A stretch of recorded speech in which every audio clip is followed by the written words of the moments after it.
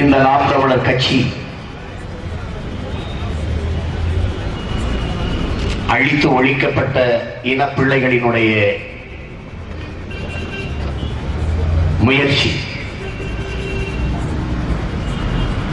50,000 ஆண்டுகளுக்கு மூத்த ஒரு வரலாற்று பெருமை கொண்ட தமிழர் என்கிற தேசிய இனத்தின் மக்கள் தங்கள் உயிர் தாய்மொழியை சிதைந்து அழிந்து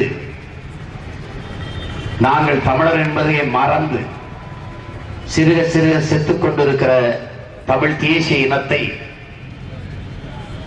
மீட்டுருவாக்கம் செய்கிற ஒரு வரலாற்று பெரும் புரட்சி தான் இந்த நாம் தமிழர் கட்சி முன்னெடுக்கிற அரசியல். என் அன்பு மக்களே, நீங்கள் நினைக்கலாம் இந்த பிள்ளைகள் வெல்வார்களா, இவர்கள் சொல்வதெல்லாம் நடக்குமா, இது சாத்தியமா என்றெல்லாம் நீங்கள் எண்ணக்கூடும். கீவ விடுதலைக்கு புரட்சி செய்த வாழும் புரட்சியாளன் பிடல் காஸ்ட்ரோ சொல்லுகிறார், தொடக்கத்தில் எதையும் வீண் முயற்சி என்பார்கள், நீ வென்றுவிட்டால் அதை விடாமுயற்சி என்பார்கள் என்று. ஒரு கரும்பாறையை அலை கரைத்து விடுகிறது என்றால் அது தன் வலிமையால் அல்ல என் அன்பு மக்களே, விடாத முயற்சியால். தொடர்ச்சியாக அந்த அலை கரை மீது மோதி கரைப்பதால் அந்த கரும்பாறையும் கரைந்து விடுகிறது.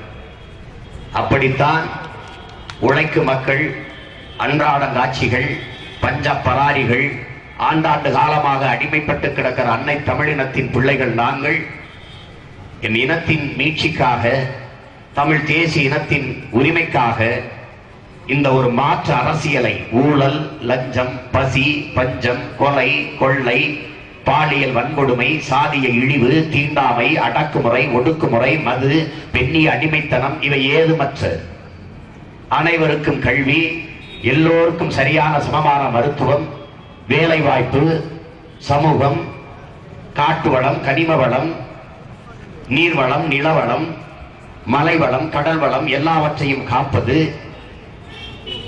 இப்படி உயர்ந்த நோக்கத்தோடு இந்த அரசியலை கட்டி எழுப்புகிறோம்.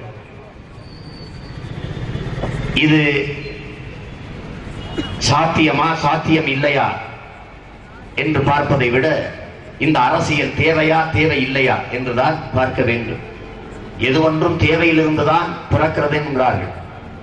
Demand is the mother of invention என்று சொல்கிறார். தேவைதான் கண்டுபிடிப்பின் தாய். நீண்ட